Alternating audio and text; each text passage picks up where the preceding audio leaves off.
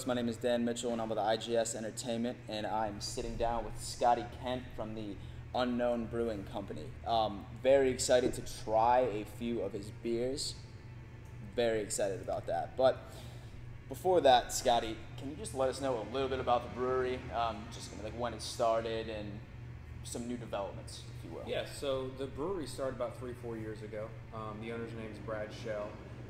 He has, history working with some previous breweries. He moved here to Charlotte about 3-4 years ago, opened up the Unknown Brewing Company.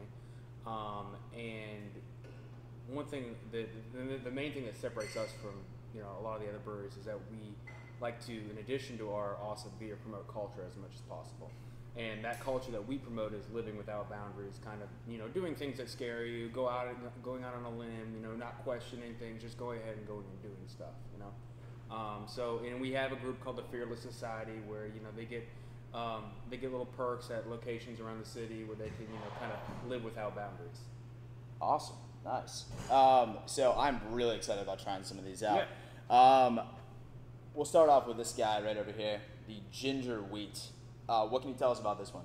So the ginger wheat is exactly what it sounds like, and it came from, every Sunday we do a small batch Sunday where, we kind of do an experimental beer, we try different things out, and ginger wheat actually came from that. It was not meant, these are our main 3 beers, these are our 3 most popular, and it was not intended to be that. It's just the people kind of spoke and they really liked it, and it's a ginger beer, it's a wheat beer with a hint of ginger in there. Not overpowering, just enough to keep you wanting more. All right, awesome. Yeah. This has been at several bars around the Charlotte area, and this is very good. You can find this at Harris Teeter too, right? Yeah, you can find this. It's at every grocery stores in the city. It's very prominent, very popular. One thing it does pair very well with is Asian food. The ginger wheat pairs phenomenal with Asian food, so it's pretty popular in a few of the Asian restaurants in Charlotte. So. Yeah, most definitely. All right, what about this guy right here? That is our most popular Over the Edge. beer. People love IPAs. That's our IPA. We call it our American IPA. It's extremely, extremely tasty, extremely popular, and in a beer culture where people love IPAs, that one's got a decent amount of hops, but not overpowering, and very tasty. All right, awesome. And then last but not least, we have the pregame. Pregame is exactly what it sounds like. That beer is meant to kind of drink all day. It's one of those things where, and usually you associate a beer that's drinkable or that you can drink all day as being something that doesn't have a lot of flavor. Yeah. Well, that does. And everybody knows what pre-gaming means, and that's why we call it pregame. We're right near Panther Stadium, so that's kind of the unofficial beer of tailgating for those games. So. Yeah, awesome. That's definitely always nice to find a beer that you can steady drink all day, especially when it comes to the tailgating season coming up. So before we did this, you were telling us of some really cool new developments that's happening as far as just like some certain renovations or some events that are coming up.